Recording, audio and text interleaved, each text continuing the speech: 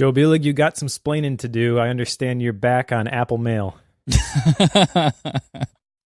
Of all places to go right away, that's where you choose to go. I got the newsletter, and I was distraught. I've been waiting to talk to you about this. Okay. Explain. All right. What do you want to know? Why are you using Apple Mail? Because I needed to break apart two different checking intervals. And I needed two different apps to do it. I know you're using Proton Mail, right? That's kind of the backbone of this. I got tired of the Google side of things. I just know too much about how they do things and decided to avoid them if I could. Thus, I went with Proton Mail and wanted to keep that particular account separate from all the other accounts. Now, keep in mind, I checked whenever I wrote that newsletter. I didn't put it in the newsletter, but I have 23 different email addresses that are going into that account or into that application. So it's going into MailMate.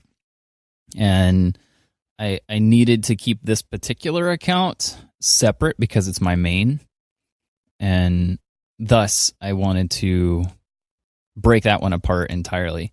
I will say that the only reason that I was able to go back to Apple Mail was because I was able to get the Gmail shortcuts into Apple Mail. That is the only reason that I chose that one. Otherwise, I'd have to go somewhere else and possibly end up using the web browser for it. But that's the main reason I did it, was because I could get the shortcuts. Okay, well, I'll allow it. But it is really weird writing in rich text, though. Really weird. Yeah, I've become so accustomed to the markdown email thing that it just messes with me. Still, I'm still not completely used to it yet. Well, I definitely love me some MailMate, and email is a topic that comes up on the show fairly often. And I wanted to call it out kind of as a plug for your newsletter too, because I really do enjoy reading those. And as I read through your email, I found myself understanding at least where you're coming from and why you were doing it. But my anger level subsided the further that you went, because you did lay out the case for how you're using it very well. But I wanted to point people to it because you, in addition to the little blurb about something that you've figured out or you're applying, like the switch from MailMate to Apple Mail because of the Proton Mail thing. Proton Mail, by the way, I know is the iOS version. That's like the super secure end-to-end encrypted email. So I get that. But you've also got a bunch of links in there to other things that you find around the web. I saw the link to the last Bookworm episode.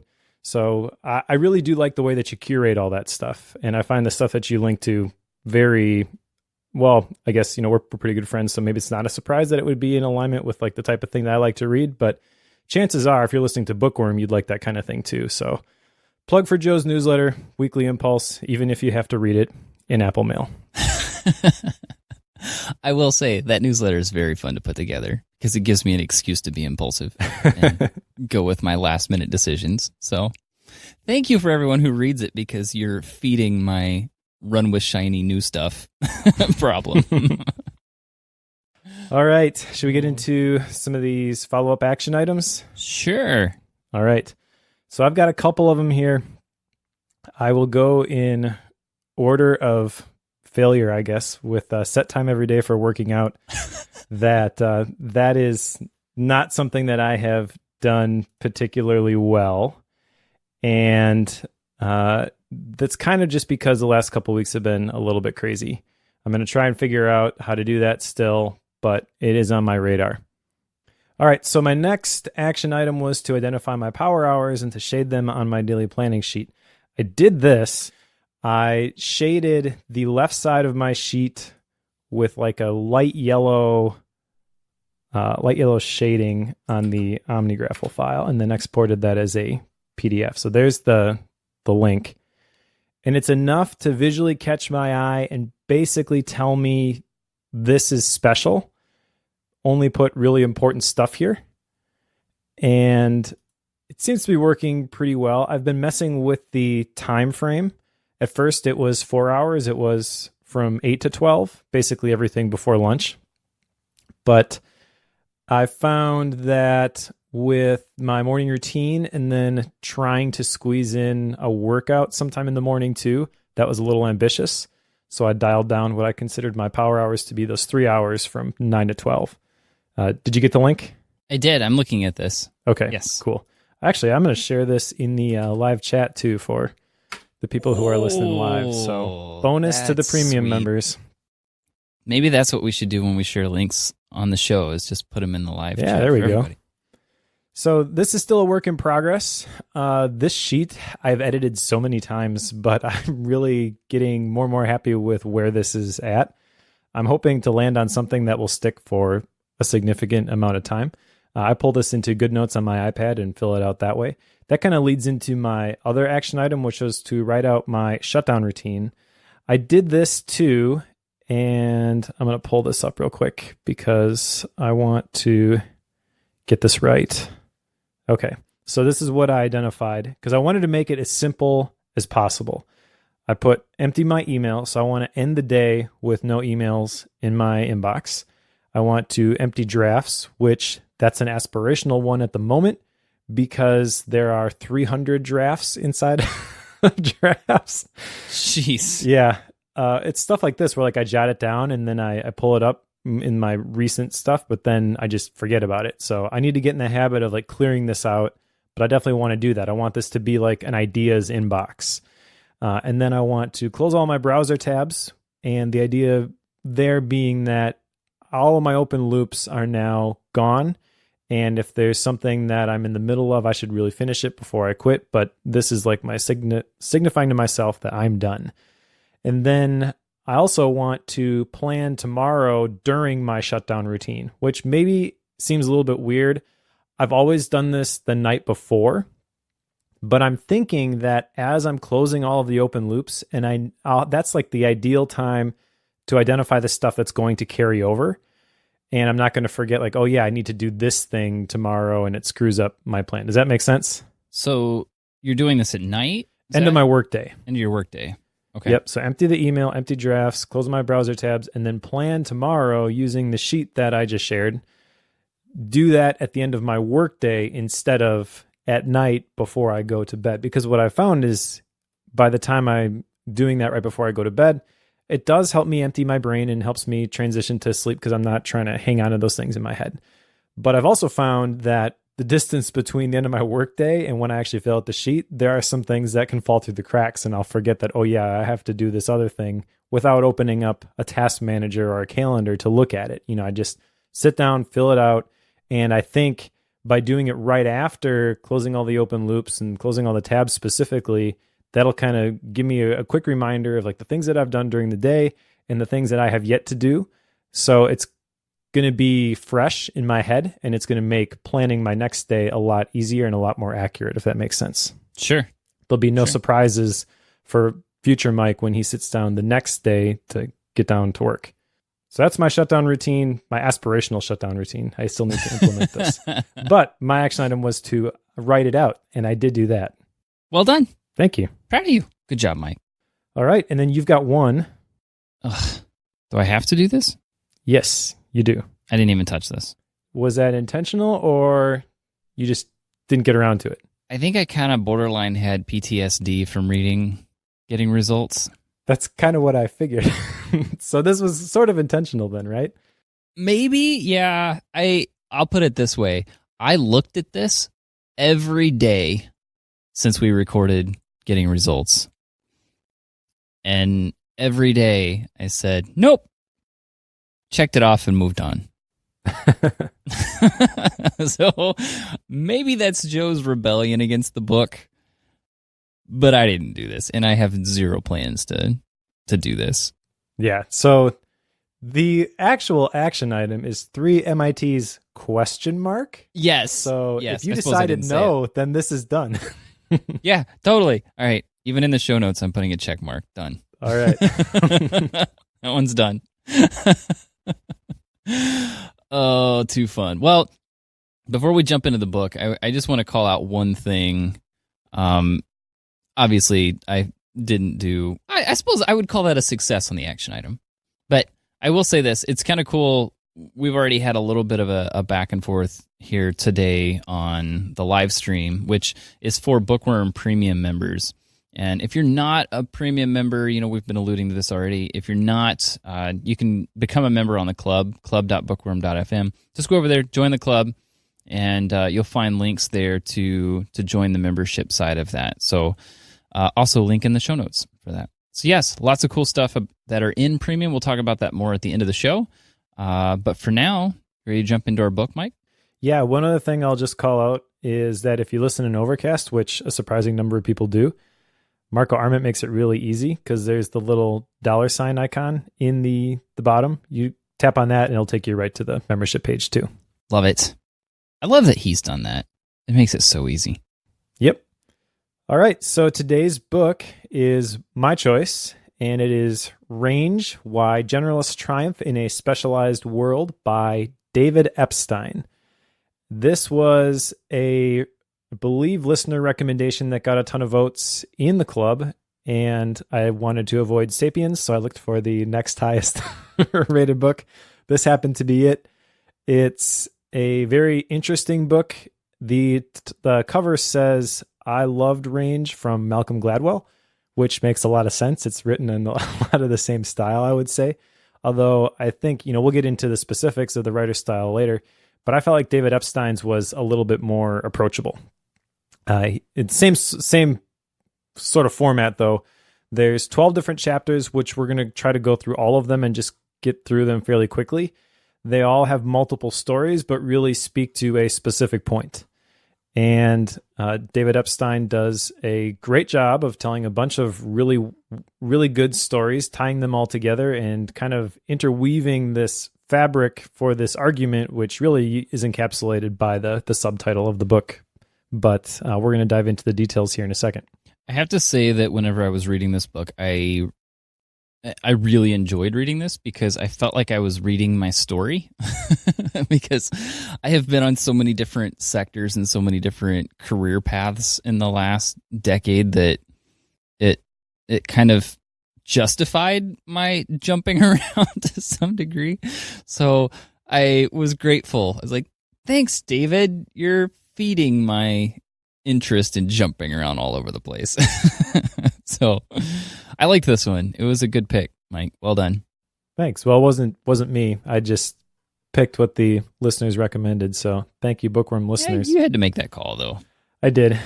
Let's jump into the first chapter here, which is The Cult of the Head Start. And this is where he lays out a very compelling argument against what we traditionally are taught, I would argue, regarding specialization.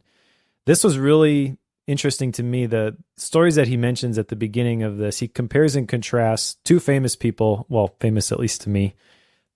Number one is Tiger Woods, which you see the videos of him walking around in a diaper carrying a putter, and then kind of the idea is like his dad has been training him and grooming him to be the best golfer in the world basically since he was born.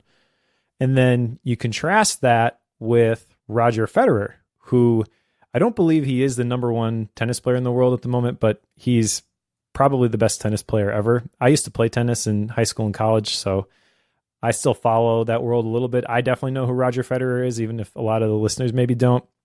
He's the Michael Jordan of tennis. And his entry into the sport was kind of the exact opposite. He tried a bunch of different things. He actually grew up playing soccer and then kind of stumbled into tennis and was really successful in that. Which, when you look at those two side by side, you can get the feeling that, yeah, the Tiger Woods method is really the method that you should follow if you really want to become excellent at something. But the argument that he makes in the rest of the book is actually, no, the more probable path to success is to follow Roger Federer and to do a bunch of stuff and eventually land on something, as opposed to identifying something super early and specializing in that and only that. I made a different connection here because I guess he did talk about this to some degree with trying to help children specialize as early as possible. And that's something that you see like Baby Genius, and you see all these different curriculums and ways of teaching your babies to learn things super, super fast. He basically debunks that here in saying that, yes, you do get a head start, but in most cases, the people who jump around and try a bunch of different systems, a bunch of different mechanisms, in the long run, they catch up and in most cases are ahead. But that's the story we don't hear about, because we hear about the story from Tiger Woods, who got a start at 18 months, 2 years old, and started winning tournaments super, super early. Like, we hear that and we assume that that's the only way that you can become an absolute professional, the de facto expert in a given field. But that's not true, and I believe that's the premise he's exploring and arguing throughout this entire book, is that you cannot, you can be successful in a single area doing that, but for the most part, everyone else, like the other 80 to 90% of the elite that have had a lot of success in their given areas of expertise, have a large range of backgrounds and experiences that they're able to pull from in order to develop that expertise, which is something that I was fascinated by, because with 3 kids that we're homeschooling, they are 2, 4, and 6 right now, their ages, which is awesome that they're separated like that, except when like the birthdays start to come through, then I never really remember which one of them's off. You probably understand that. Yep. But that concept of teaching kids early, like trying to give them a bunch of different experiences instead of focusing them on a single given experience, that was my big takeaway from this chapter, and one that really set the tone for the rest of the book. Yeah, and if he doesn't explicitly say that that's the only way to do it, he does kind of imply that that's kind of the general belief, is that it's at least the best way to do it. Correct.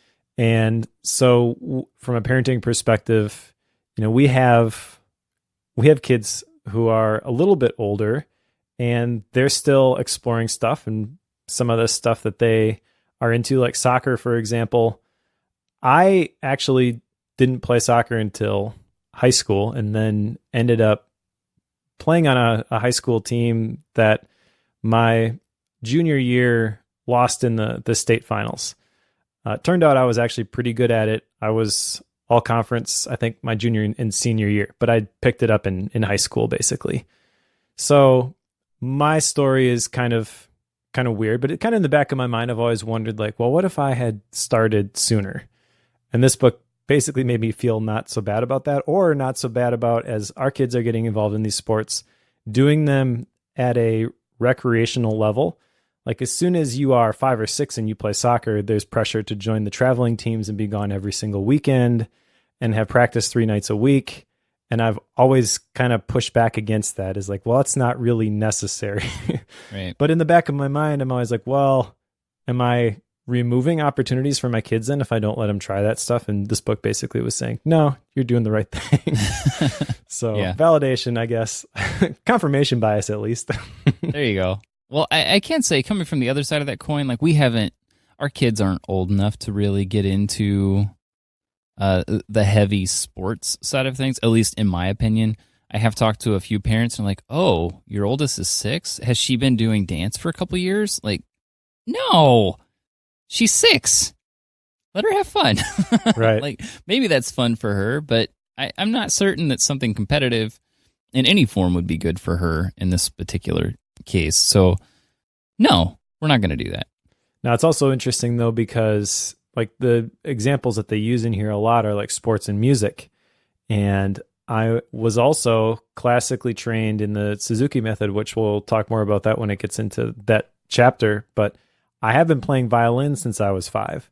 And there are a couple different scenarios where I play the violin still, the primary one being in the worship team at our church. And I can see the benefit of having that foundation and playing since I was a wee little lad, like how that makes what I'm doing now easier. But I also think that part of that maybe is in the methodology and kind of this whole idea of deliberate practice. Like, not all experience leads to expertise. And so I think I was probably part of a good program where that experience did lead to expertise, and I'm still kind of reaping the benefits of that. But I don't think the important thing is necessarily that I started when I was 5, because I'm not trying to become a world famous violinist. I'm not spending 10,000 hours, as according to all the studies, to be great at this sort of thing. And before we go to the next chapter, we should probably unpack this idea of kind versus wicked learning environments. So real quickly, the kind learning environments are the ones where all of the rules are fixed. And those are pretty easy to spot. And that's where music and sports in particular kind of reside, which is why you can selectively choose examples like the Tiger Woods and the Mozarts and people like that and say that specialization is the right way to do it because of those kind learning environments. But most of the world is what David Epstein calls a wicked learning environment, where the rules are unknown or that they change all the time. And that means that all of the things that you've trained yourself to do over and over and over again have diminished, if not no value, because you can't just repeat the same formula. You've got to make new connections and figure out new things. And so maybe that's kind of the point that we can use to go into the next chapter here, which is chapter 2, how the wicked world was made. Yeah, and before we jump into that, just some examples of kind versus wicked learning environments. Like a kind learning environment would be chess. At least that's the example he gives, in that when you're learning chess and when you're playing chess, your feedback on how you're doing is immediate. Like if you follow, like there's a whole mathematical model that will tell you if you're ahead or behind as the game plays. And if you watch that, you can learn as you play the game and continually improve your mental models for playing that game. That would be a kind scenario. Where a wicked scenario would come in, like a wicked learning environment, is when you're looking at something scientific that doesn't have any known solutions. So if you're trying to solve or find a cure for a disease, like there is no feedback on whether or not you're headed in the right direction or not. Yeah. You're essentially guessing and then testing those guesses. You don't have any feedback right away to know if you're on the right path or not. Yep, exactly. And so the chess, for example, with the limited or finite number of options or combinations, those are things where computers do great. Yeah. Like, what's the story they share in there? Is it Gary Kasparov when he lost to Big Blue, I think it was the IBM built chess computer? Yep. I think that's right. That's kind of the jumping off point that a lot of people will use for projecting this future where artificial intelligence just kind of dominates everything. But David Epstein basically says, well, they can do that in chess, but they can't do that a lot of other places. And one example that he uses is the StarCraft tournament, which I didn't even know that was a thing. But apparently there's like a world StarCraft championship. And they did the same thing. It's a computer application. It's a real-time strategy game. And just because of the fact that there are more options there, the computers in the StarCraft tournament ended up not doing well against the humans that were there. So the main point, kind of what you're talking about, I'm glad you shared some of those examples, that the world isn't chess or golf. It's more complex, and that those who don't specialize tend to do better. Absolutely. Because it's a wicked world that we live in. It is a wicked world, at least most of it. All right, so I'm good for chapter 2, how the wicked world was made. How was the wicked world made, Mike? To tell you the truth, I don't really know. He shares some research here, which I think he just liked that headline and then tried to put some stuff into. Okay, I need to back up because this was totally a mean way of posing this, because I'm not sure how to reiterate what he said. And I knew that by asking that question, it's a really, really hard question. Yeah, you're going to make me do it. Summarize. That's cool. So I figured if I passed it on to you, I wouldn't have to do it. I think I can do it, but when you ask it as a question, it's like, well, there isn't a simple answer. No, but there are some patterns that have played out, and he attributes them to two people specifically. James Flynn, who noticed the trend that people tended to increase significantly in intelligence as the generations evolved, and this is known as the Flynn effect, where the increase in IQ with each new generation, it's the increase in IQ with each new generation in the 20th century. So what that translates into is big gains in similarities and imperceptible comments, which like you're much better at problem solving. And then Alexander Luria did some research about the people, I forget the specific time period. I believe it was Soviet Russia. And he was wondering if in the Soviet Russia history example, you could take some of these remote villagers and you could put them in a different job and you could see this Flynn effect in action just by changing their location and the types of things that they were doing on a day-to-day basis. Because these remote villagers had trouble recognizing patterns or similarities. They had trouble recognizing things that were outside of their immediate application and how they used them every day. And the hypothesis here basically is that the greater the move towards modernity, the greater the ability to think abstractly.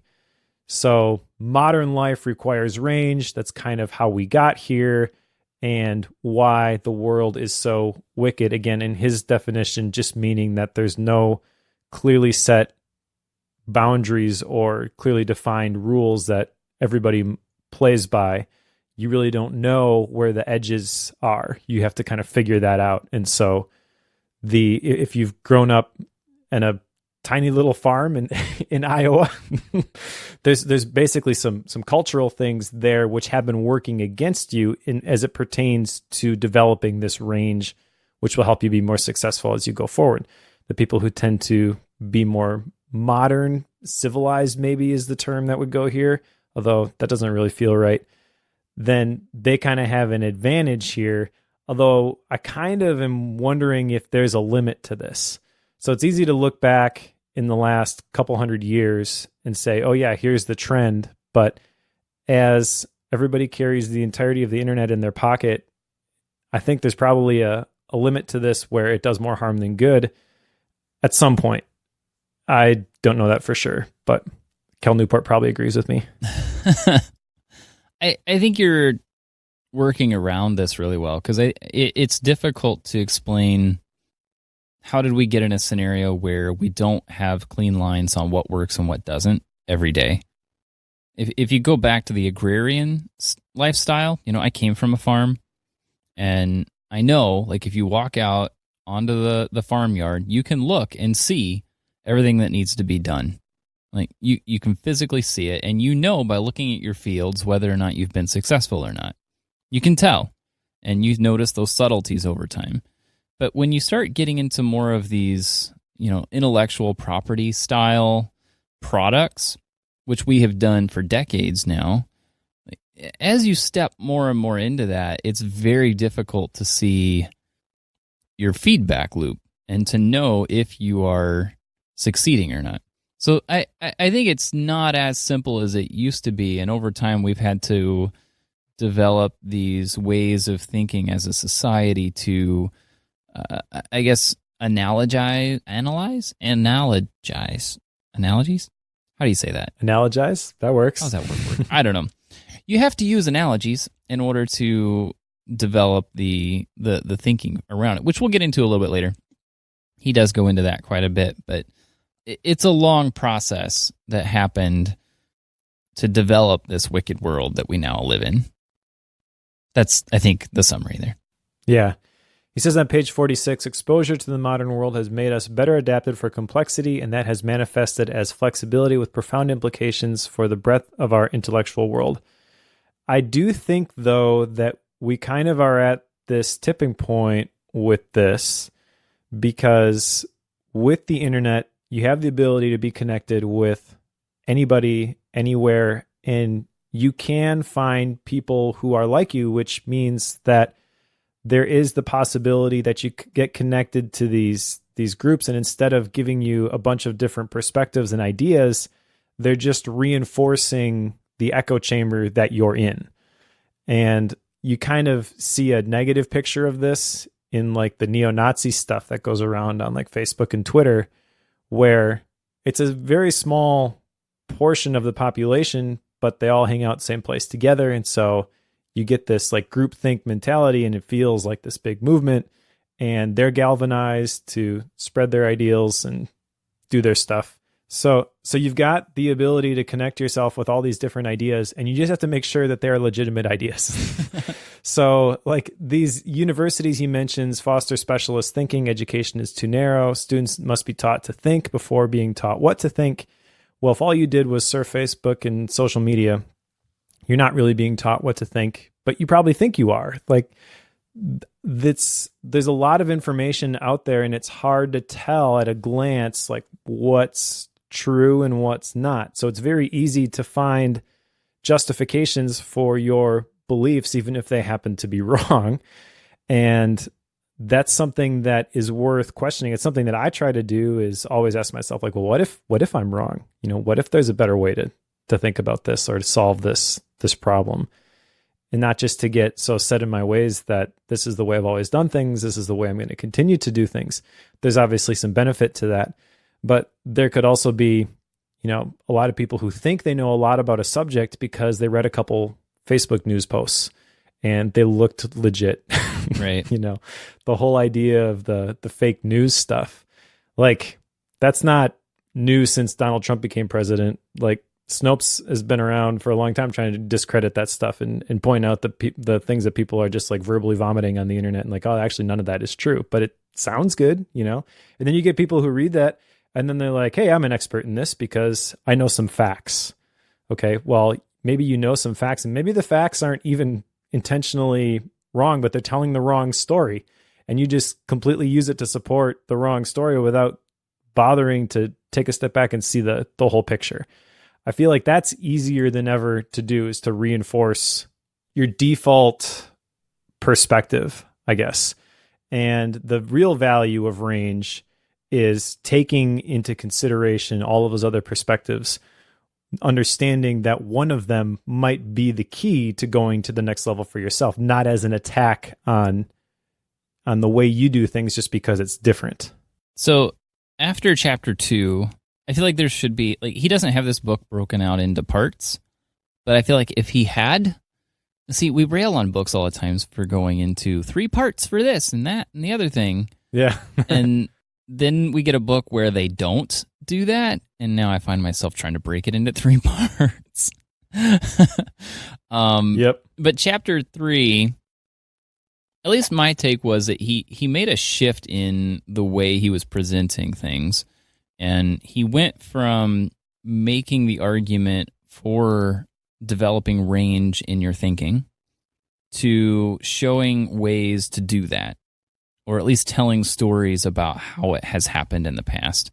And I feel like that starts in chapter 3, when less of the same is more. Yes. And in this particular chapter, I did find I'll put it this way. Whenever we shift into these different tactics, my brain had a tendency to try to I've got a summarizing brain, so every time I would go through each of these following chapters, I tried to summarize it and fit it into the other ways of thinking. And the general summary I came away from was, be willing to add dots to your brain to connect later from a lot of different areas. Sure.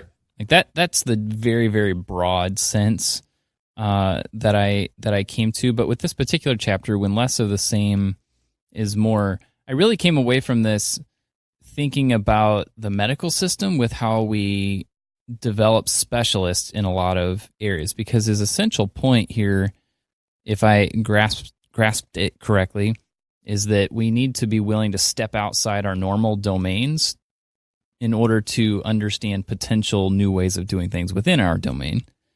And that's where it's like less of the same domain can potentially give you more feedback. But whenever we look at like the specialist way of thinking inside the medical industry, I feel like it's pretty rare that specialist is the one who's going to have a breakthrough. What was the story, Mike? Was it the coronary heart specialist? I think this is where this was at, where there's a conference every year where most of these specialists for, I think it was coronary heart disease, whenever those specialists are in their conference, you have a better chance of having a successful treatment plan when you have the diagnosis given by somebody who's not the specialist. Like, really? Like, how do I plan that? You can't. But that's the thinking, is you need to be willing to step outside your domain in order to collect more dots so that you have a more innovative way of coming at things. Yeah, I think that section maybe was chapter 5. Okay. But it could apply here too, I think. And that's one of the problems with all the stories that he has, is that they all kind of... There's a lot. They all kind of tie together, and he's got a very specific arc that he's leading them down. But depending on which story you remember when, you can associate with a different idea. Because basically each one of these chapters is used... Those stories are used to support a specific idea. The story that he tells here, or the big one anyways, is the story of the Figli del Coro, which was an all-female music group in Venice during Vivaldi's time, which was pretty radical because traditionally the instruments that they were played by men. And even more radical about this group was that the girls who were comprised of this group were orphans left to the ospedali, I think is how you say it. It's basically a hospital by their mothers. They had this drawer in this door, and they would put the children in the drawer, and then they would take them into the hospital and care for them. He mentions in the book that most of these girls that were left here were probably unwanted children from Venice's prostitution industry, and they were saved because they were put in this drawer instead of ending up like a lot of kids in the canals. And while they were there, they learned to play these instruments. A lot of them did not have an easy life, obviously. Many of them were deformed. And in fact, when they played behind this veil so people couldn't see their faces. But they played so well that all of these famous people were like, I have to meet the people who are playing behind that veil, and then when they meet them and they see that they're not the picture of beauty that they were anticipating based on the music that they were playing, like they almost can't believe it. But essentially, they were like the rock stars of their day. And the other thing that was interesting about this is that all of them, even though some of them were known as like the greatest violinists of their time, they also all played several different instruments. They didn't specialize. And playing multiple instruments goes against everything that we think about getting really good and deliberate practice, especially in the music category. I guess that kind of speaks to me because, like I mentioned, I grew up playing violin. So I've kind of been in this world. Again, I wasn't trying to become a concert violinist or anything, but I've played with symphonies and orchestras and stuff like that in the past. And basically, I was just like, I don't want to work that hard. But everybody in that world is like, well, you got to pick your instrument and you got to concentrate on it and you got to do it from a young age. And that's the only way that you're going to get really good. And this whole Figli del Coro, and then some of the other examples that he shares in this chapter of people who went on to become really great musicians, he uses all of these different examples of people who you would think like they should have specialized because they're really good, and that wasn't their story at all. I have to say that I really liked this chapter because of that. It's like, you don't have to specialize that early. And at the same time, this also encouraged me to have a conversation with my oldest daughter, who has taken 1 year of piano lessons at this point, and she absolutely adores her piano teacher. I think that is part of why she is still doing it. So kudos to her.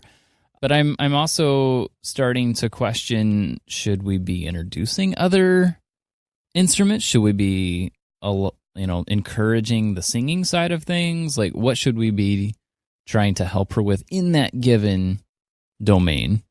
Not necessarily because we're trying to create a master musician out of her, but simply because I think if she is going to have long-term learning with musical instruments, this chapter prompted a conversation, at least with myself, about what should that look like.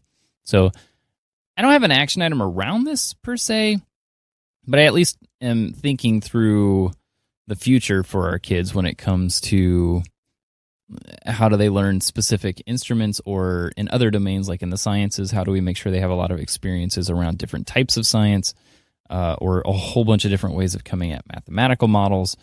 How do we do that in the long term? And just seeing this kind of made it okay to not specialize on a specific instrument or on a specific genre.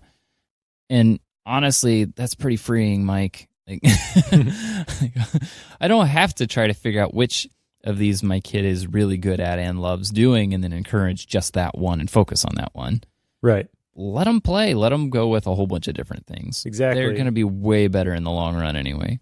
So if she loves piano, let her keep playing piano. And when she says, I'm bored with piano, I want to try something else, let her try something else. Right. That's kind of my takeaway from this, is not to pigeonhole yourself into one specific thing, but to recognize that all of these different domains, even if they're different instruments, maybe it's not easy to translate from one thing to another.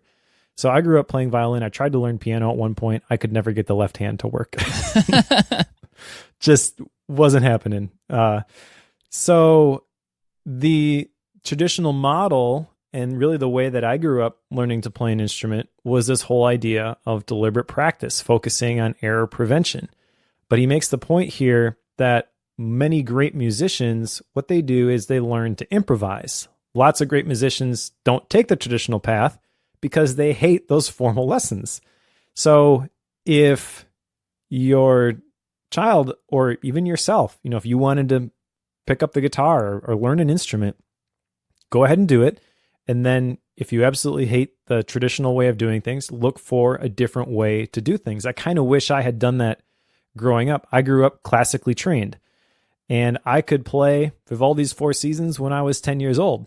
But when I was in high school and I met some other people who played instruments, and like, okay, want to come over and we'll jam, and I don't know what to do. Like, where are the notes? Yeah. Like, what do I play? I have no idea. It's terrifying. And interestingly, one of the things that they mentioned here is that it is easier for a jazz player to learn to play classical music than a classical player to learn to play jazz. I agree with that. And I think the takeaway for me is to focus on the improvisation piece of it, which I'm glad that, the program we have our kids in, that they do focus on that. They kind of have a dig here on classical players. They say that jazz players are creative artists, classical players are recreative artists. Yes. And had I not been a classical player who definitely fits that description, I probably would have taken issue with that, but it's totally true. Oh, Mike. Well, the next chapter here, chapter 4, learning fast and slow. This one kind of messed with me a little bit, partially because we're homeschooling and partially because of my history in school. And the process here and what is explained is that a lot of our school systems, the way that we teach our kids in the school systems is through, and I forget the terminology on what it was, like how they coined the terms, but it had to do with immediate feedback or reiterating the lessons right away. Like, take, for example, 2 times 2 equals 4. Once you learn multiplication, if you had an entire worksheet that had you copying or, going through that exact process, 3 times 3, 4 times 4, and you had a whole worksheet of that, in the long run, you're more likely to forget that than you are if you had a worksheet that had multiplication, division, addition, subtraction, algebra, and you had a whole bunch of different things on that worksheet that were from a lot of different areas. Because it's in a lot of different areas, it forces you to slow down and think through each of those individual aspects and struggle with them, likely get more of them wrong, but the process of getting wrong answers is what helps the student develop long-term learning. So this whole chapter is based around how do you best learn? Should you be trying to quickly pick up facts and memorize and try to get immediate feedback from what you've learned? Or do you try to struggle with things and come up with the wrong answers and figure out why you got the wrong answers? Because the slower method develops the longer term results. Now, there's a set of two podcasts. I recently listened to these by Malcolm Gladwell, Revisionist History. It's about the LSAT, the lawyer assessment test that all lawyers need to take in order to get into their law school. And Malcolm Gladwell did a fascinating job of explaining how standardized tests with a time limit actually create a lot of problems long term for deciding who goes to the elite law schools and who doesn't. And I just want to call that out, because if that's that learning process of going fast versus slow is intriguing to you, go listen to those. It's very enlightening, if not a little bit disturbing. Typical of Gladwell, I suppose. Yeah, my own version of this, the basic idea here being that students typically ask questions to find the parameters and the rules, and that learning fast and easy ways to solve problems can be detrimental in the long run. He mentions that many people argue that the reason that U.S. students don't do so well in international measures is because they do so well in class. That kind of hit home for me because when I was in high school, I was a very good test taker. I think I got a 30 on the ACT. I didn't take the SAT. And the highest area that I had in that on that exam was science. I really enjoyed biology and did really well in my small high school's biology program. So I'm like, hey, I'm going to be a biology major. And I got to college and realized that I had learned how to ace the exams and I had learned how to take the tests, but I did not know biology. It became very evident very quickly. First year of school, I mean, I was dealing with some health stuff too, but almost flunked out and switched my major to business, which was definitely the right move for me personally, not just because the science program was hard. I mean, I put in the work. I remember one Thanksgiving break, I was in the lab basically from when like everybody went home. Friday, all day Saturday. Like I basically slept in the lab. And my teacher, he knew I wasn't doing so hot in the class. He would come in all the time and see me there. And you could just see like, he was proud of me for putting in the effort. He's like, yeah, you're going to do really good. And then I took the exam and failed it. So like, well, you're doing the right things, but you're just not getting it, because I hadn't learned to think that way. And for whatever reason, business just made more sense to my brain. That was the right thing at the right point for me. But I had taken my performance in a specific area and projected that like, yes, this is the thing for me.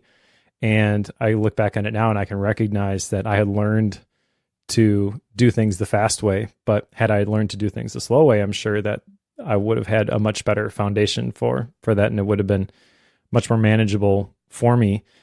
And now you can look back and say like, well, what could have been, I don't really do that. I just think as I'm reading this chapter that if you are presented two roads on how to solve something and you really care about understanding the thing, it's going to come back into your field of view at some point. Don't take the shortcut, because there really isn't a shortcut. If you try to get things quickly, you're going to lose them just as quick. In fact, he mentions a study about people who are trying to learn Spanish. That's one of my action items from a couple of episodes ago. Still rocking Duolingo, but I'm Got the R? Don't have the R. Oh, I even watched on. YouTube videos on how to do it. I can't do it. The training they said for it was to like practice this gurgling sound, and it just sounds like a cat dying, so I'm not going to do it on air. All right, so what is a word where I would have to roll an R? I don't know if I can do this or not. Serato. I can't roll it. Serato? Kind of, Serato? yeah. Serato? Basically anything where you see two R's, Serato. I can't do know. that. But you're stealing my point. Sorry. That's all right. My point is that like with Duolingo, there is so much stuff in there that you really can't sit down and be like, I'm going to learn Spanish in 30 days.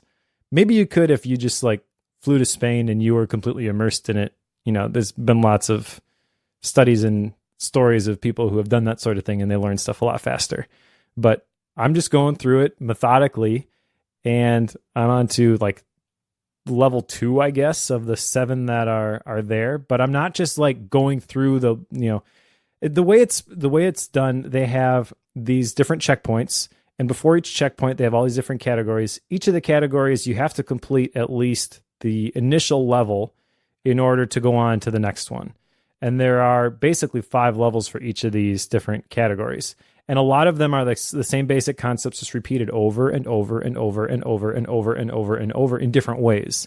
So you could go through this and be like, okay, I unlocked the next one. I'm moving on to the next one. But that's not the approach I'm taking. I'm basically going for the Duolingo completionist, where like I answer every single question that they have in here before I move on to the next one.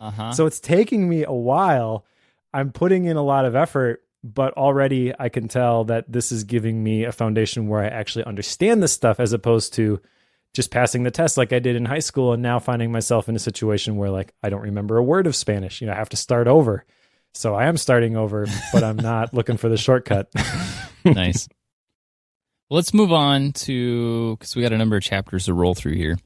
Chapter 5, Thinking Outside Experience. I think I introduced this one for chapter 3 when less of the same is more. Well, you use the medical example, and I think this is where that comes from, because they talk about the medical problem that's proposed by Carl Dunker in this chapter. It could be that they talked about the cardiologist conference in that previous chapter too, but main point here being that they have this test, which is this patient has a tumor that can be destroyed by a ray, but the ray will harm the healthy tissue too. At lower intensity, it won't affect either the tumor or the healthy tissue. How do you save the patient?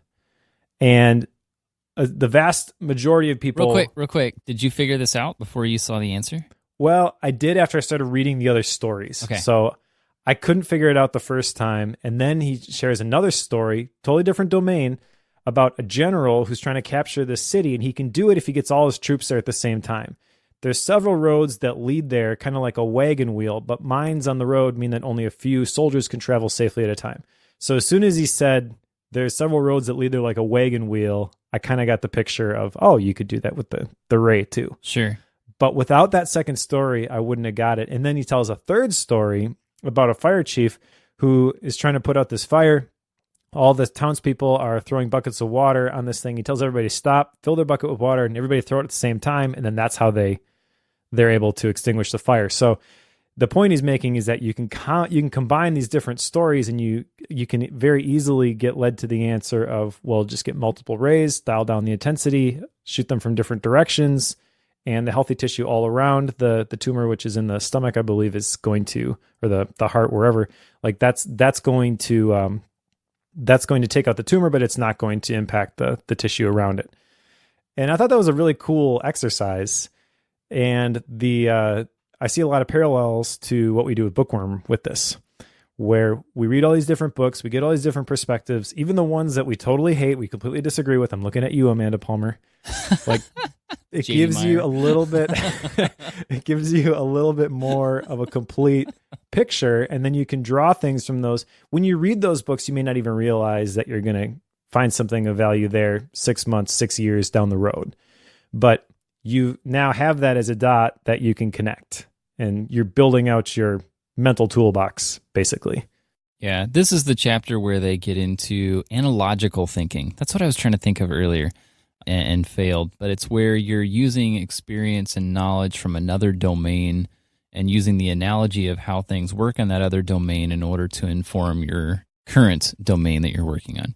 Like that whole process is one that I feel like Bookworm has been exceptionally good at helping us develop that, Mike, because how many different genres have, I mean, we kid sometimes that we focus on business and self-help, but it's crazy how many different genres are within that. Yeah. From goal setting to handling technology to productivity to, setting missions, all of these different areas, minimalism, we're all over the place. And over time, you start to catch those mental models, for lack of a better term, and you can apply them to other areas. And yep, just my own thinking, over time, I feel like we've been able to apply more and more of that. maybe that's why we have the jokes about like the Amanda Palmer book. Like we have that sort of thing because we've got those analogies from other areas that we can apply to the current. And I don't know, I see it in a lot of my daily life that I've had much different perspectives on things than I used to, even though I couldn't necessarily tell you that this one book helped me think differently.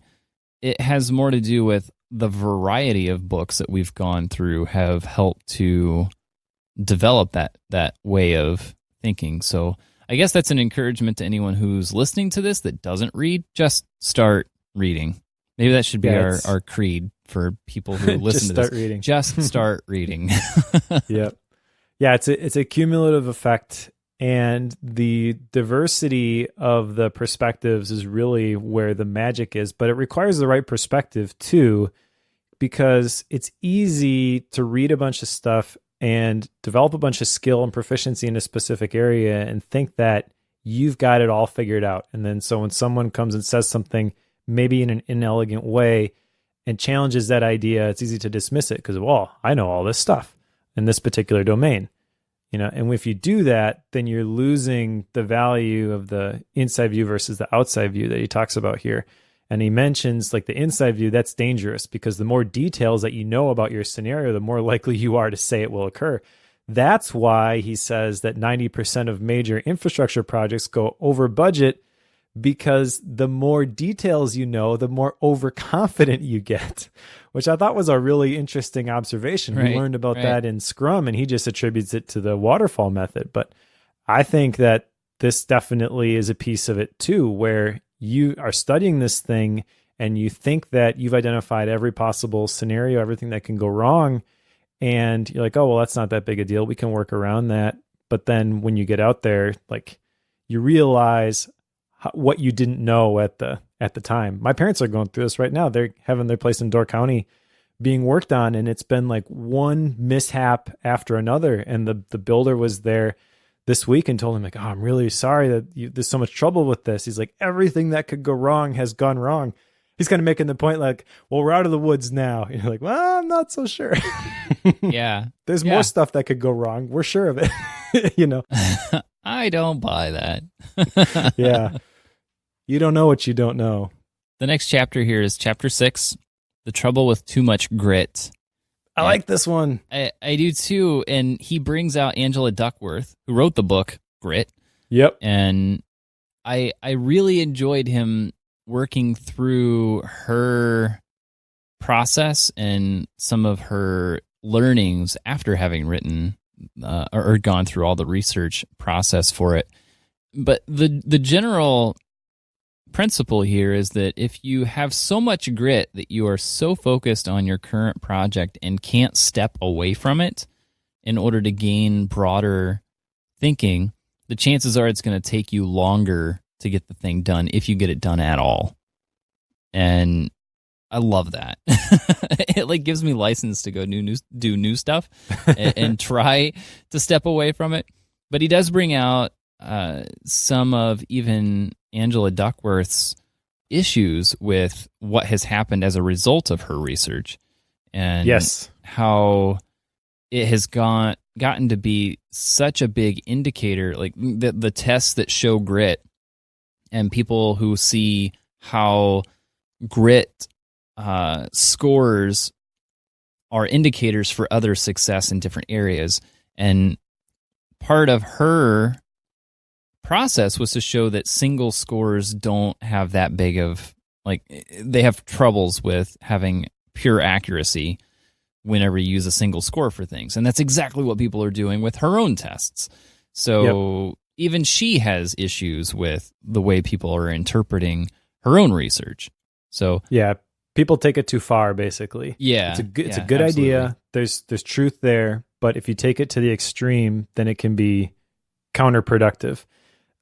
Jocko Willink, one of the guys who wrote Extreme Ownership, he has a podcast, and I heard him talk about how they published Extreme Ownership, and the last chapter of Extreme Ownership is the dichotomy of leadership. And he mentioned that people basically ignored that chapter and owned the idea of extreme ownership. And they would go to these businesses and they would be working with these CEOs and they said, I'm doing everything that you said to do. I'm taking extreme ownership, but their company is dysfunctional.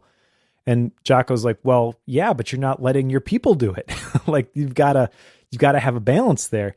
And I kind of feel like that's the same situation with grit here, because grit can help you stick with your initial decision when actually that could be a detriment in finding what he defines in this book as match quality. It tells the story of the West Point cadets.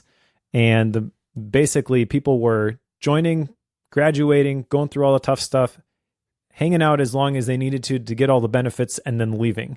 And that really wasn't the point. Like they wanted to groom people to be career cadets, be in the military, have a military career. And they've invested so many in these people. How do they get them to stick? And there were lots of different ways that they were trying to do that. But basically what David Epstein is arguing here is that by forcing people to make a decision at such a young age, you're forcing them to develop this grit and to stick with this thing. And then eventually they're going to get to a point where they're wondering what else is out there. And at that point, they're going to go try some different stuff and they're going to switch and they're going to find something that really works for them. And that's kind of the same model with the education system. You go to a college and you declare a major and at 18, you have no idea what you want to do.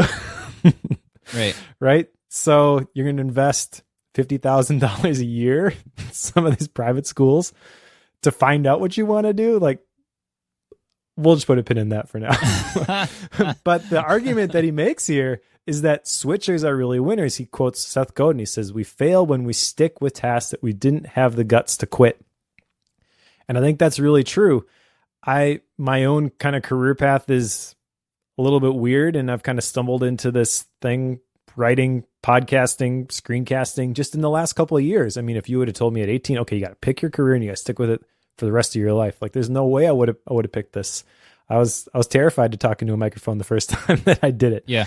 And so you do have to have like the broad range of experiences to try a bunch of things. And if you pick something and you make a commitment, you have an emphasis on grit, I can totally see a situation where you stick with things too long. That's really what he's arguing against. Right. Be careful of that. Right. I don't think I have this problem, to be honest. Like I have. I don't think you do either. No, I think I just that's getting really difficult to deal with. I'm gonna step away for a little bit and see what I learn, and then come back to it. I do have that problem. Sticking with it too long? Am loyal to a fault. My wife has described it as, where if I say I'm going to do something, I'm going to do something, and I'm going to stick with that thing. And even if, the expectations have passed, it's kind of like, I said I was going to do this, so I'm going to continue to do this. It's my natural tendency anyways. I've gotten better at saying no to things over the last couple of years. But actually, Bookworm has been a big help with that. The Boundaries book that we covered, stuff like that has been really instrumental in me getting to that point. But that is still something that I have to fight against. Sure. Well, let's move on. Chapter 7, Flirting with Your Possible Selves. This one, I felt like the chapter title explained it really, really well. It did. Play around with different, I don't want to say different personalities, but different lifestyles, I guess, to determine which ones you like and which ones you do not like. And in the process, you'll learn how things work in different areas that you can then use as dots to connect in different domains. Yep. There's a really fast summary. Yeah. The coolest story in the whole book, I think, comes from this chapter with Frances Hesselbein, who got involved with Girl Scouts and championed diversity. She never really wanted to, but she kind of found herself working up the ranks. And at one point, Peter Drucker called her the best CEO in America. It's quite an accolade. Yeah, no kidding. She said that I did not intend to become a leader. I just learned by doing what was needed at the time. I feel like that is a really great summary of a awesome approach to life. Just figuring out what needs to be done next and not basing it off of what you've done in the past, being willing to try something totally different, totally new, just because the need is there and you have the, not even maybe the knowledge or the ability at the moment that you step out to try to fix it, but at least the willingness to try, and who knows where that's gonna take you. Yeah, I feel like this chapter was one this is one of them that I resonated with a lot because I've had a number of job and career shifts in my working experience, and none of those changes have really been by design or by intention. They've all been, well, at this particular point in time, this makes the most sense. So what do I do now? What do I do now? Yeah. And you make that move. Every single one of them has operated that way. And I cannot tell you, like, there is no way that I could have put together the plan of work experience that I now have. Like, it's just very much a go with what works at that time and suits my interest at that time, which sounds terrible. Nah, you're doing it right. I mean, he says basically test and learn, not plan and implement. First act and then think. I think that summarizes what you're talking about a lot, but it's not a bad thing. I like it. So he's justifying my jumping around, and I like that. He's stroking my ego there. Thank you. Yeah. He also mentions that instead of asking if someone is gritty, to follow up with that chapter that we just closed up, we should be asking where they are gritty, because you may have grit in one arena, but not in another. He shares his story, I think, in this particular area of how he had grit on the track. He ran track and basically was terrible at the beginning and then set a bunch of school records, but not in the classroom. So that's why just a measure of grit is not a great measure of future leadership. You basically, if you assume that grit is always a good thing, even if you do that, you can't just measure it overall. You have to measure it by a specific domain, which is why you need to evaluate all the options and flirt with your possible selves. Sure. Chapter 8, The Outsider Advantage. I felt like this was very similar to Chapter 5, Thinking Outside Experience. But I think he's taking it one step further in this specific chapter. So the outsider advantage being someone who's not even tangentially related to a given problem. Like if there's a chemistry problem, you're talking about someone who has zero science background whatsoever. Say they're a writer and they're not connected to that world at all, but that person doesn't have the expectations and rules and thinking patterns that people have within the science community. So they have a chance, a greater advantage in thinking outside the box and being able to develop a theory for solving the problem that's within the box, because they don't know the unspoken norms and the subtleties that go with different potential solutions. So if you don't live in a given domain and there's a problem within that domain, it doesn't mean you can't tackle it.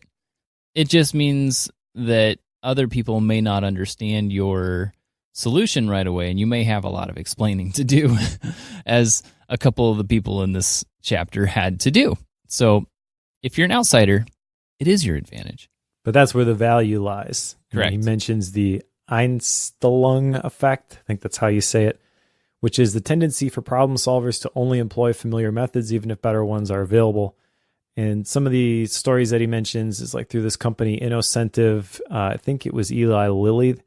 They were trying to find a solution to a problem that they were going to post on their website. And at first, everybody in the company was like, that's crazy. We can't share that stuff. And he's like, well, we're not going anywhere with this right now. We may as well just give it a shot. And it was like a lawyer, a dentist, I forget, somebody totally outside the domain that found a solution that ended up working for them. And he mentions that those big innovations usually come from those people that are outside the domain. So not only if you are outside the domain do you have some explaining to do maybe, but if you're inside a domain and you're stuck, that's really a cue to start looking outside and to not just write off everybody who's not in the pharmaceutical industry as being crazy whenever they share something. It depends a lot, I think, on how you state the problem that you're trying to solve too. In fact, back in chapter 5, he mentions a quote by John Dewey. It says, "A problem well put is half solved." I really like that. I love that quote. Yeah, I personally believe that a lot of the problems that we try to solve are much easier to solve simply when we ask the right questions, which is kind of the whole basis of my personal retreat stuff, is just getting away, asking the right questions, and giving my brain enough time to kind of unravel those things for myself. In that essence, the personal retreat scenario, almost just giving your brain time to think through things, that kind of is an outside perspective, right? Because you're just so stuck in the day to day. But I can totally see if you're in a particular domain too, and you are stuck with a problem, then that can help to solicit ideas from outside your area of expertise as well. For sure. Chapter 9, Lateral Thinking with Withered Technology. I have to say that I really, really enjoyed this chapter. Great chapter. Which is probably to be expected given some of the stories. The main one being the story about Nintendo. Yes. And how... the one particularly that stands out to me is the Nintendo Wii. How it took the world by storm, I would say. And a lot of people had those game consoles. But nobody saw it coming because it was underpowered. Yeah, absolutely. It was a lightweight game console. It didn't do anything super complex. The technology in it was, normal at best. And yet the design and the way it was delivered and what it was able to do got everybody excited. Yep. And you still see these things being played.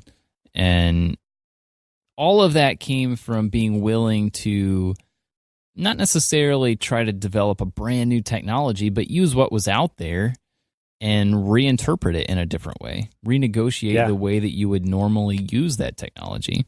Like, there's a lot of potential value if you can get an idea outside of the way people normally think. I think that's the main concept that he's trying to relay here. Yep. He mentions the Game Boy too, which that was an interesting example because the Game Boy was a huge success. It sold 12 million units. And I'm not sure if you remember the Game Boy or not, but it wasn't the best system. Right. There was specifically, I think, the Sega Game Gear, which was a full color screen. It sounded a lot better, if I'm remembering right, because there were a couple speakers instead of one. And it was backlit, so you could play it at night in a car, for example. Like the Game Boy had a whole bunch of things that were working against it, yet that was the one that was super popular. And it's interesting because you mentioned the Wii, that was the next iteration of this. I would argue the Switch is the same thing. Compared to the modern PlayStation or Xbox, the Switch is completely underpowered, but it's insanely successful in large part because they've figured out different ways to innovate where it's a hybrid system. You can pull it out and you can play it and bring it with you on an airplane or whatever. Or you can hook it up to your TV. And that's not the only thing that is selling the Switch system, but it is one of those things, I think. And it's really interesting, this whole story, how that really ties back to this one guy who joined Nintendo back in the day when they were a small company in Kyoto that sold playing cards. Yep. And how this guy was just a tinkerer basically. And the CEO is just like, just keep trying to innovate stuff in different ways. And that led to all of these different things that Nintendo is really the company that you think of now when you think of video games, at least if you have any sort of perspective in terms of video game history. Like, Nintendo is the company. Right? Maybe not right now, immediately. Maybe our kids don't think of Nintendo that way, but you and I probably do. And it was never because they had this secret thing that no one else could duplicate. Everybody kept trying to do stuff better, and they kept selling the thing that was working. Right. It's kind of funny. I have to say that the Nintendo has been, like, their whole realm of consoles, they're just very good about thinking through the way people want to play those games. And the hardware that they put together for that is always incredibly simple, but I think it's always been meticulously designed. Yep. In a way that makes it extremely fun to play. That, I think, is their advantage. But you're right. Almost every device they've come out with has been with underpowered, underwhelming technology. Yeah. Well, another example of this, by the way, I'll put this in the chat here as well. You're familiar with Panic. So there's this company, Panic, that makes software for the Mac, and they decided they're going to make this completely underpowered retro style gaming thing that they can't make enough of them yet. And it's 2 colors. It's a simple LCD screen with like this crank on the side. You know, it's goofy looking. Yeah. And if you look at this, you're like, why would anybody want to play this? But there's so much interest in this thing. It's the Game Boy all over again. Holy cow. Okay, so I click on this link, play.date. That image at the top, it's like a full 360 viewer. Yep. That's, okay, the web developer and me just geeked out a little bit. Yeah, and it's a D-pad, 2 buttons, and then this weird crank on the side and a 2-color LCD screen. Everything about it looks like, from a technical perspective, that it would be a complete failure because everybody's got a smartphone in their pocket that can play games much more powerful than what is going to be available on this thing. But people are falling all over themselves to get this. This thing is nuts. I like this thing a lot. $150. It will ship in early 2020. Yep. Huh. There's a good episode of The Talk Show, by the way, where John Gruber interviews the guys who made this. I'll put a link to that in the show notes. All right. We should probably move on, though. We got 3 more chapters. Okay. So chapter 10, Fooled by Expertise. This is the basic idea here being that you can know a bunch of stuff about a specific area or domain and think that because you know all these facts, that you will be able to tell the future no matter, even if it's very narrowly defined, and you would in fact be very wrong. You would be a terrible, horrific forecaster. That's a good way to put it. Because that's what experts do. You know, there's people who become entrenched in this single big idea, even when they're presented with facts to the contrary. And then there are people like this every day on TV, for example, that make matters worse. They continue to make these terrible predictions and they continue to declare victory. He says that there's a perverse inverse relationship between fame and accuracy when it comes to forecasting, or how much of an expert how much of an expert someone is supposed to be. That basically means if they're telling you the way things are going to be, that you should probably run in the other direction. Just like, weather forecasters. I wasn't going to go there, but yeah, I I'll guess. go there. I feel like the weather forecasts I look at are rarely correct anymore. I mean, they're pretty close, but I feel like they've gotten worse with time. Maybe that's just my perception. That's probably a little bit different because you at least have a map that you can look at. It's true, but I couldn't help making the connection. Sure. He basically says there's 2 different types of people in here. There's foxes and hedgehogs. Foxes are integrators who know many little things, and hedgehogs are narrow view experts who know one big thing. And that the best teams exhibit this active open-mindedness, and basically that the fox's way of approaching things is better. Yeah, and I do think the more times we see experts making predictions, it's really important to know like what their background is. I think, especially based on this chapter, if they have lived and breathed a very specific specialty their entire working career, they're less likely to be accurate in their predictions, their forecasting. Like that's ultimately what's I think what he's getting at here. But if they have a little bit more of a broad background and they're willing to look outside their current, like using that whole bias we talked about earlier with if it's your own internal project, if you're willing to make the comparison to external scenarios that are very, very similar, you're more accurate with your forecasting. Sure. But I feel like not many experts in at least that make public predictions, that's pretty uncommon, I think. That's kind of my just guess, though. I think the application of this really is don't get so set in your ways and be willing to be wrong. Sure. He mentions, and I totally agree with this, most people aren't searching Google for information to confirm that they're wrong. They're searching Google and Facebook and all the other places to find things that are going to support their firmly held belief. In fact, he says that one study showed that 2/3 of the people surveyed would not hear counter arguments to their position, even if they were being paid to do so. I just think that that's really sad. And I don't want to be that type of person. I want to have, how's it put? Strong convictions, lightly held. Yep. Something like that. Basic idea being like, stand for something, but don't think that you've got it all figured out, and be willing to admit that you're wrong. I think that could go a long way. If you're always willing to admit that you're wrong, you're in better shape overall. Yep. Chapter 11, learning to drop your familiar tools.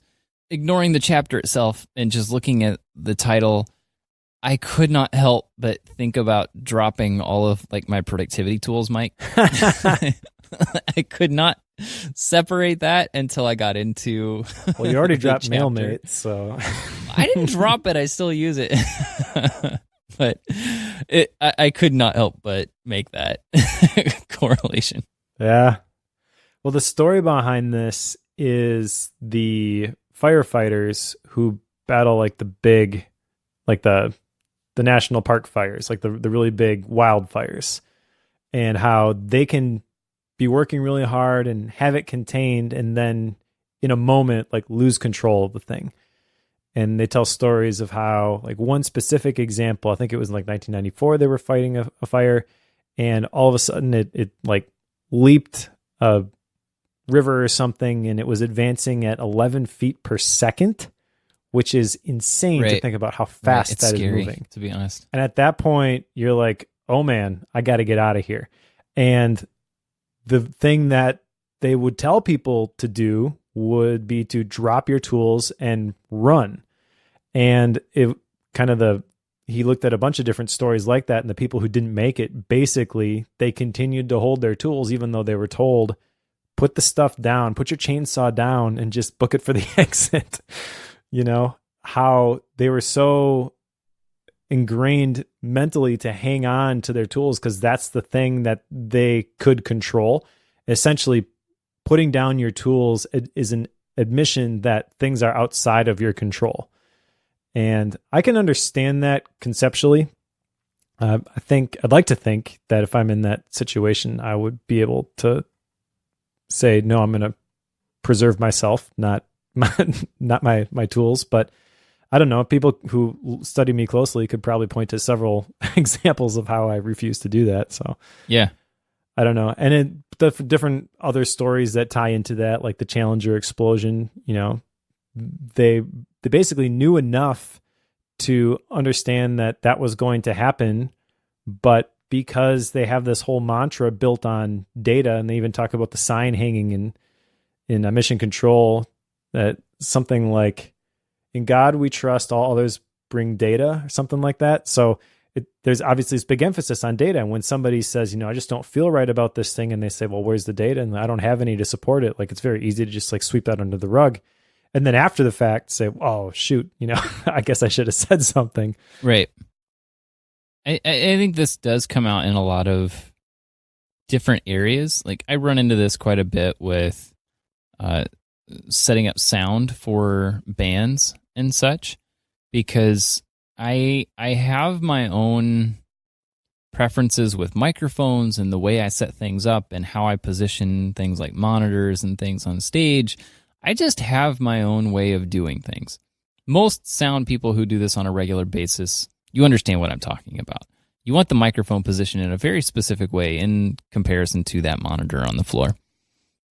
But sometimes those norms need to be broken. And the way that I do things is going to be different than somebody else who's involved with it as well. And it's very hard for me to let go of the standards that I have held and be willing to do something different. And I think that's ultimately the lesson that needs to be. I don't know if I have an action item from that, Mike, but there is a lot of value in learning to, not even necessarily your tools, but just being willing to drop a given structure or a set of norms when it's actually inhibiting potential growth, if you follow me there. Yeah, I guess the thing is you don't really know sometimes if it's inhibiting potential growth. Right. Right. A lot of the stories, the space stories that they shared, like Gravity Probe B, for example, they found what they believed to be a non-critical error, but they knew that delaying the launch again could jeopardize the entire program. So at that point, there's a lot of pressure to keep moving forward with things. Do you have enough guts to say, I have this feeling that this is the right thing to do, and I'm willing to dig in my heels and fight for this? Right. Like right. that's a case by case scenario, I think, for me. And I'd like to think that I could do that, but I'm not so sure. I tend to be the analytical person who's like, well, let's study all of the numbers and crunch everything and see where it ends up. What are the possible scenarios here? And sometimes you do just have to go with your gut. I think that probably pertains to the firefighting too. I mean, there's maybe I've never been a firefighter, so I don't know this, but there probably is a gray zone between whether you feel like you are in control of the fire or not in control of the fire. And if you've got a tiny little window to drop your tools and get out of there, if you're going to make it, I could totally see how you could miss that because you're still trying to enforce your will on the outcome as opposed to being willing to just chuck it because you've got this premonition that things are going awry. Yeah, I think I have a tendency to not want to let go of my tools. You know, you could make this correlation with productivity as well, though it's less of a thing across the entire sector because how many times do people want to try a new task management system and they go jump on board just because it's new and shiny? So I think that particular scenario is a little bit opposite, but I obviously, I have my own tools that are probably not well suited for the tasks that I'm doing, but I don't let go of them because I know that they work and they do a good job and I like how they work. But every once in a while I'll run across, one I ran across more recently was if you do screencasting, whether it's internal or external in any form, the general recommendation for video editing in that space is ScreenFlow. It's pretty common. But given the work I do at our church, I work with Adobe Premiere Pro quite a bit. And there are some things that Premiere Pro does and does extremely well that ScreenFlow can't touch. And sometimes I have to be willing to say no to ScreenFlow and go use Premiere Pro, and vice versa. But knowing when to drop which tool to do the task, that's not simple. That's the hard part. Right. Yeah. Although I would argue you should always go with ScreenFlow. Yep. Coming from the ScreenFlow master. I get it. Anyways, chapter 12, deliberate amateurs. The definition of the word amateur he shares in this chapter, which I thought was really interesting, because amateur you tend to think is like somebody who wanted to be a professional but couldn't quite make it. Right. They're on the path to professional. Yeah. But amateur actually comes from the Latin word for a person who adores a particular endeavor. I really like that. And the basic idea being here that you should embrace your amateur status and just really sink your teeth into all the different domains, all the different experiences that you can collect, all the different things that you can try, all the different experiences that you can have, because even if you try something and you find that wasn't something I enjoyed, case in point, Amanda Palmer's book, There is value in that thing being added to the sum of all of your experiences and being able to connect all of the pieces in a different way, which eventually you connect enough of those things, or you collect enough of those things, you can connect them in the way that really is the thing that's going to help you find your niche, reach your full potential. And it uses an example here of the U.S. Securities and Exchange Commission and how they say that specialization actually was a big factor in the 2008 global financial crisis, because you had the bank regulators regulating the banks, the securities regulators regulating the securities, the consumer regulators regulating the consumers, and the insurance regulators regulating the insurance. But provision of credit actually went across all of these markets. And if they would have had somebody who dabbled in all of them, they probably could have seen that, like, oh, this one's not doing great, this one's not doing great, this one's not doing great. Oh boy, we're in trouble, prior to just everything coming to a head. And then we're in this global financial crisis. I don't know enough about the financial market to say whether that's true or not, but it made sense to me. And he also compares the medical training that people typically receive to medieval guilds, which produced specialized skills and trades that were protected, and they tend to foster conservatism and stifle innovation, because this is the way we do things. This is the way that we've always done things. And again, not a doctor, not in that world, but made sense to me when he described it. I think my main takeaway from this particular section, and I don't like this wasn't one that really jumped out at me in any way, so I don't have a lot on this one, but the main takeaway I had was that it's okay to continue exploring even after you've developed a sufficient amount of proficiency in a given area. So even if, let's come back to the ScreenFlow, Premiere Pro, screencast editing. Whenever you're doing that process, it's very easy to develop your own way of doing things and your own kind of brand, if you will, your voice in the way that you edit video and show a screencast. And most editors of those screencasts will do that. Mike, I'm sure you have specific percentages whenever you zoom into sections on a screen. Like, you want to zoom in a certain amount, and you always do it at that amount if you can. Like, that sort of thing is something that you tend to do. But I think when it comes to being an amateur, you have to be willing to explore and continue to try different things that you would have done before you reach that level of proficiency. That's true. So learn, like, watching what other people do.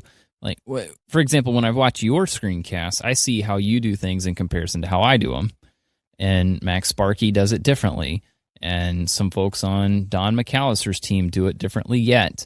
There's every editor has a different way of coming at those different aspects. And over time, you can continue to explore and play with those. To me, that's what I really want to take away from this particular piece, is like, just be willing to continue to explore even after I've got the proficiency level. So if there's an action item with this, it's probably to do with my writing, being willing to explore and play around with the way that I write articles in my newsletter, even though I already have, like, I know what my writing voice is. Like, I could probably write out a list of what makes up my writing voice, but I'm willing to change that and alter it.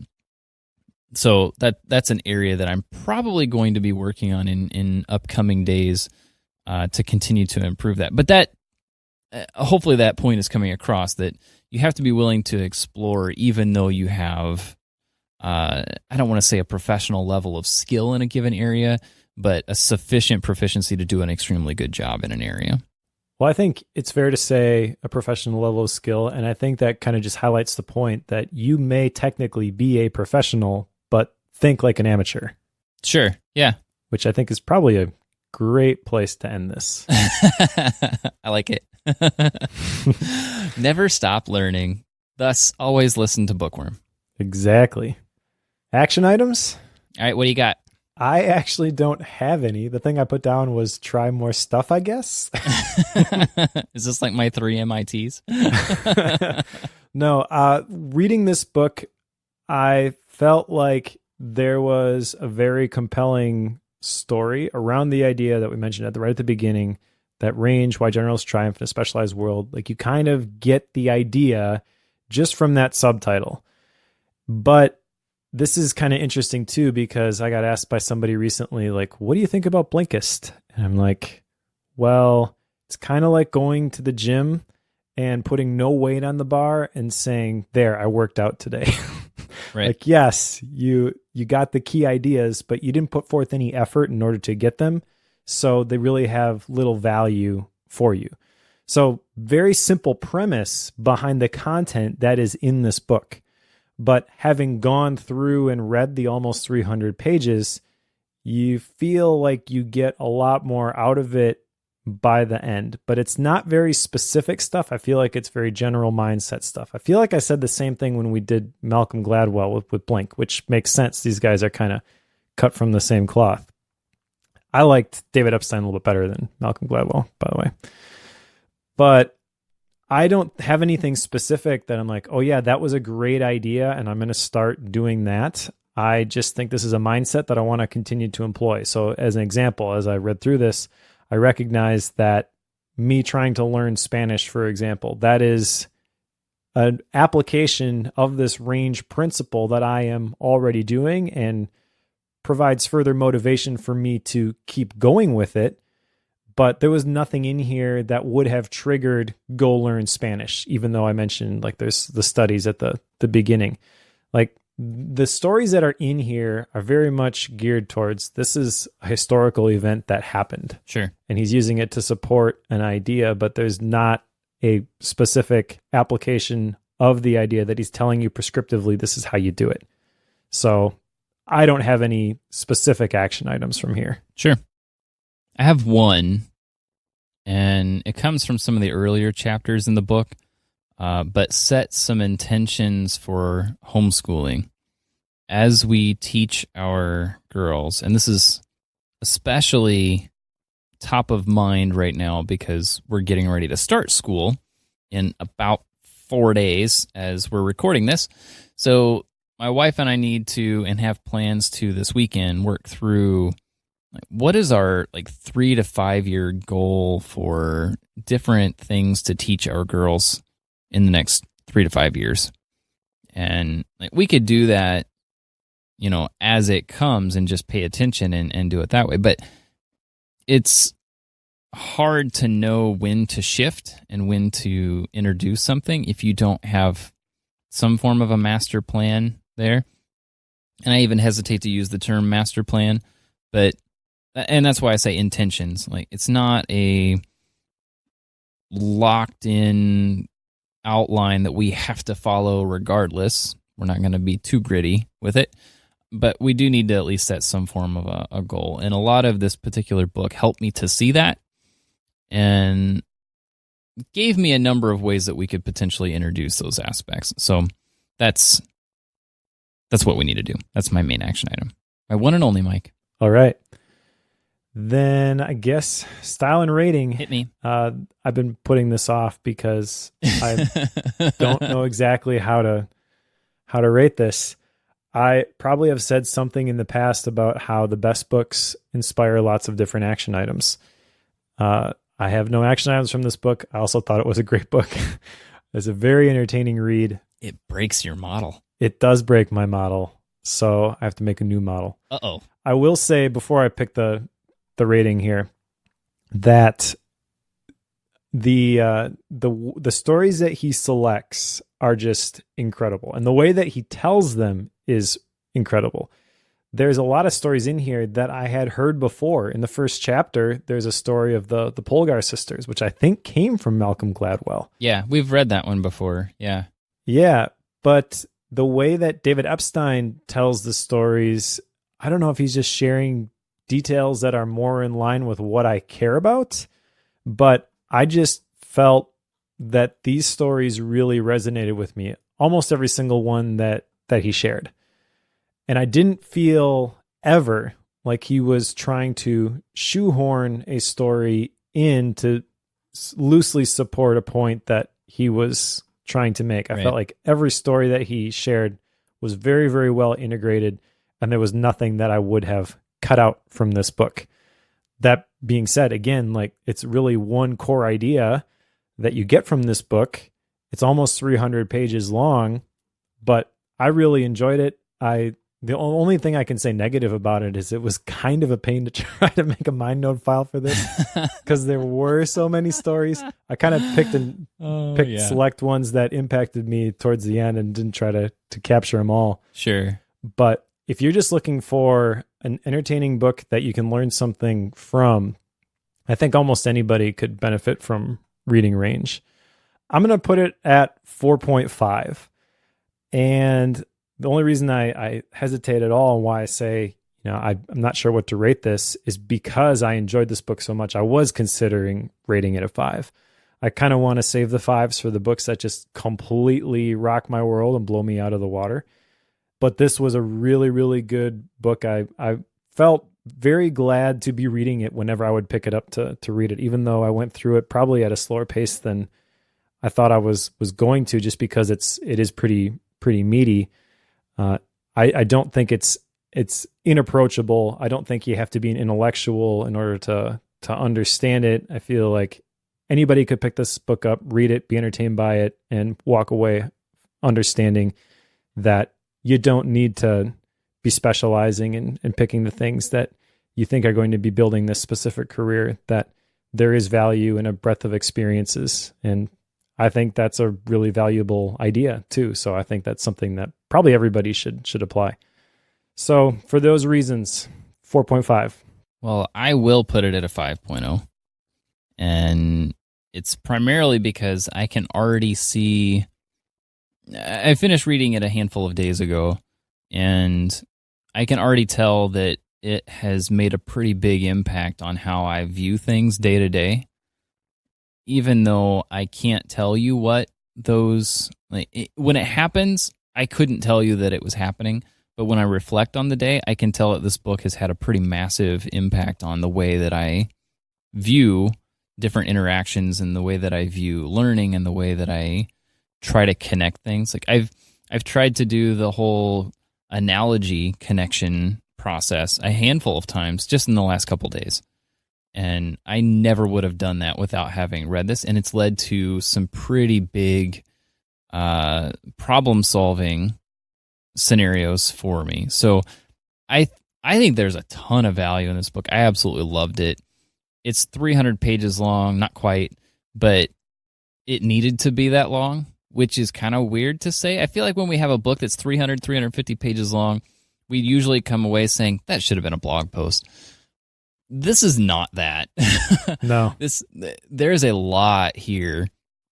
Yes, there are a handful of places where it seems like it's overlapping a previous thought, and then it doesn't. Like it is a different take on it. So I loved this book. It's one I will likely reread in the future, and I love it. So thus 5.0. I will go there. All right. That said, upcoming books. The next one up, kind of a different style. We'll see how this goes on Bookworm, but Creativity Inc. by Ed Catmull. The story behind Pixar. I'm excited about this, partially because I know Steve Jobs is involved in this. That's part of my reasoning. I'll stop there. I'm excited about this one. As I mentioned last time, I've listened to the audiobook version of this, but I also have ordered the hardcover, so I'm going to be reading it for reals this time. For realsies. The next book that I picked is a listener recommendation. Again, the highest rated one that's not Sapiens, Ultra Learning by Scott Young. I'm going to be putting that off for as long as I possibly can.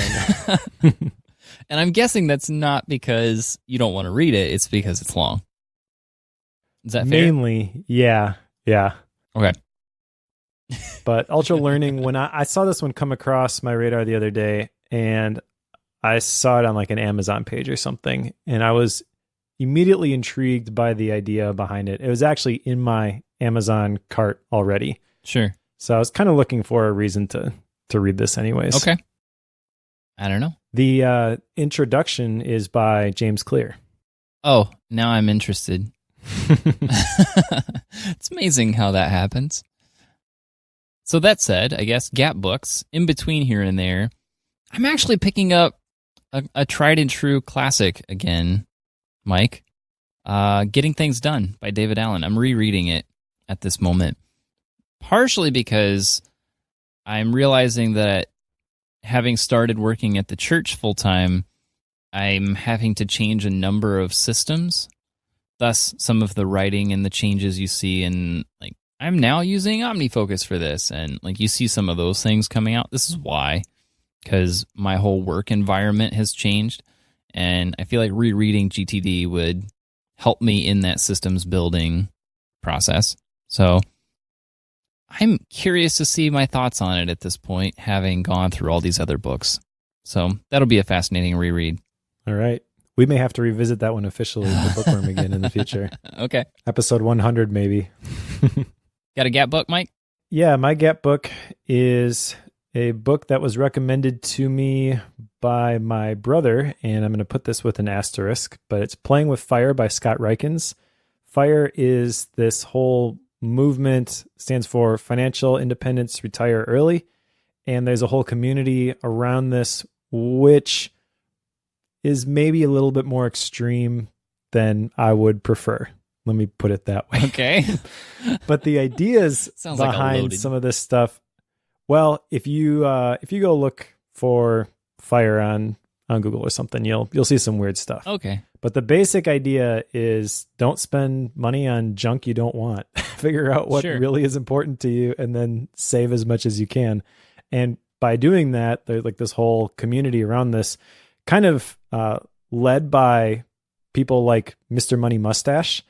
They are able to save a whole ton of money and retire early, even if they don't make a ton of money, which just by challenging the traditional ideas behind what you really need to have and what you really need to spend on. And I'm not definitely going anywhere near the extreme end of this, but I am intrigued by the idea.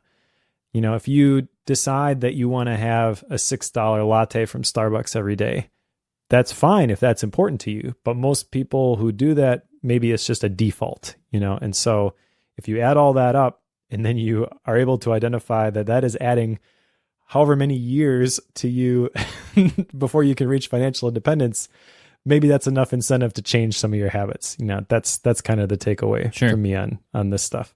And again, you know, combined with the Life and Air thing, just kind of identifying what really is important to me and what isn't, cutting that stuff out. Cool. There's a whole documentary that goes along with this too, by the way. The guy who wrote this, he also made a documentary, which is at the moment playing in select cities, nowhere near me, but I'm sure there's one in close to where you are. So